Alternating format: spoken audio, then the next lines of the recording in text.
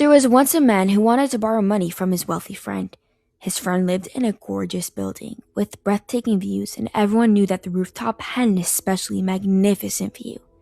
The man went up to his friend's office, and his friend generously handed him a thick stack of $100 bills. The man was overwhelmed with joy. Before leaving, he decided to celebrate by seeing the famous rooftop for himself. What he didn't know was that the rooftop was closed for construction.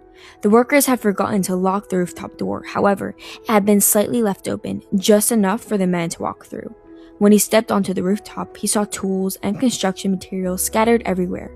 Realizing he wasn't supposed to be there, he turned around to leave, but the door had locked behind him. The man panicked. He tried to open it, but there was no way out. Then he looked down at the money in his hands. Not knowing what else to do, he began throwing the $100 bills over the edge, hoping that the people below would look up and realize that someone was trapped on the roof. But instead, the people simply picked up the money and ran away before anyone could notice where it had come from. The man was devastated. With no other option, he looked around the rooftop and noticed some massive rocks nearby. He picked one up, holding tightly in his hands, and began throwing the rocks down toward the people below, desperately trying to get their attention.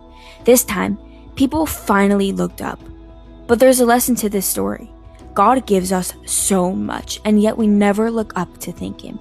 So He begins sending us sickness, mental illness, poverty, and hunger, and eventually we look up screaming at God and asking Him why He's doing this.